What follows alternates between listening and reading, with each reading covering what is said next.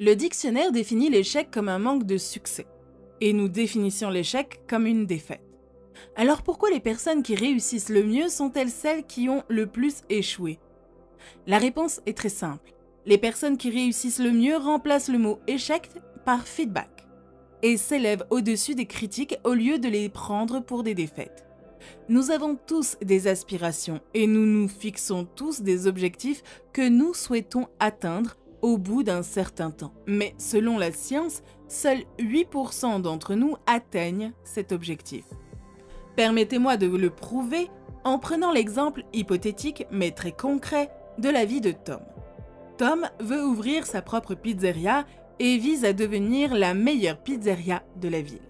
Avec l'aide financière de ses amis et de sa famille à un stade précoce, il loue un emplacement décent et ouvre son restaurant après avoir obtenu la licence des autorités. Il dépense un peu d'argent pour la publicité et les gens commencent à venir. Au début, il apprécie cette affluence. Mais au bout d'un certain temps, il commence à perdre ses clients au lieu de les fidéliser. Ce revers l'a démotivé pendant un certain temps, mais il a rapidement eu une idée. Au lieu de dépenser tout son dernier capital en publicité, il a passé son temps à recueillir les réactions de ses clients. Il a créé un formulaire d'évaluation qu'il a remis personnellement à tous ses clients pour qu'ils le remplissent après leur repas. En examinant les commentaires, il s'est rendu compte qu'il devait améliorer sa recette et la qualité de la pâte. Tom a compris où il se trompait et a dépensé une grande partie du capital restant pour embaucher des experts afin d'améliorer la qualité de la nourriture et a dépensé le montant restant pour changer l'image de marque. La foule a commencé à affluer et cette fois, au lieu de chuter, elle est revenue en nombre. Tom a profité de sa bonne fortune pendant un certain temps jusqu'à ce qu'une autre pizzeria s'ouvre juste en face de chez lui. Rapidement, cette pizzeria a commencé à concurrencer Tom et à lui voler des clients. Ce revers a de nouveau frappé Tom de plein fouet car il devait payer l'hypothèque de sa maison ainsi que les frais de scolarité de ses enfants. Tom se rend donc dans cet autre établissement.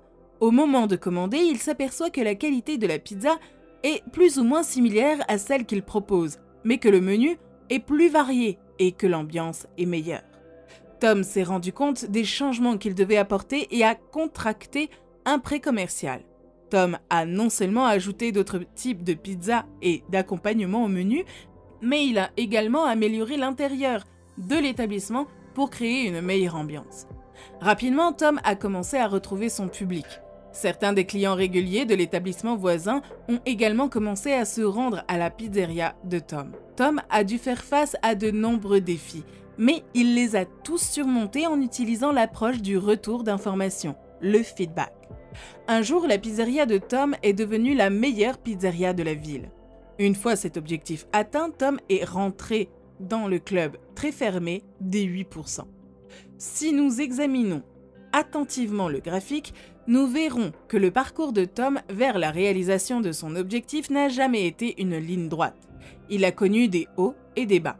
Toutefois, en y regardant de plus près, on se rend compte qu'en utilisant l'approche du retour d'information, la remise en question de Tom n'a jamais été aussi faible que sa remise en question précédente, alors que son succès a toujours été plus élevé que son succès précédent. Nous avons tous un graphique similaire, mais la plupart d'entre nous abandonnent après les 2 premiers échecs. Nous perdons notre motivation, nous considérons ces revers comme des échecs et comme des défaites, au lieu de demander un retour d'information. Il est très important de remplacer l'échec par un retour d'information. Vous éliminerez ainsi toutes les connotations négatives liées à l'échec. Le retour d'information encourage la pensée constructive et a un impact positif sur la créativité. L'échec est un concept qui crée de la négativité. Il engendre des pensées pessimistes, les sentiments d'inadéquation et de découragement qui accompagnent la conviction de ne pas être à la hauteur, découragent et démotivent les efforts ultérieurs. Lorsque vous éliminez le concept d'échec et que vous le remplacez par l'idée d'obtenir un retour d'information, vous changez complètement d'objectif. Le retour d'information met l'accent sur l'apprentissage de ce qui fonctionne et de ce qui ne fonctionne pas. Cette information permet à la personne de prendre des risques et de rechercher des solutions différentes. Le retour d'information permet la flexibilité. Lorsque vous reconnaissez que quelque chose ne fonctionne pas, vous adoptez une autre approche en abandonnant le mot « échec ». On se débarrasse d'un langage mal adapté. Le remplacement d'un mot peut avoir pour effet de modifier vos sentiments.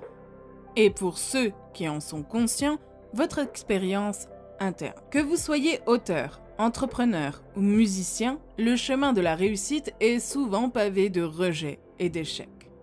La différence entre ceux qui réussissent et ceux qui échouent se résume à la question de savoir s'ils ont choisi ou non de s'élever au-dessus de la critique et de chercher un retour d'information pour s'améliorer. Commentez ci-dessous ce que vous pensez du remplacement de l'échec par le retour d'information et partagez vos histoires personnelles sur la façon dont vous avez surmonté certains revers afin que d'autres puissent s'en inspirer. N'hésitez pas à vous abonner pour recevoir d'autres vidéos.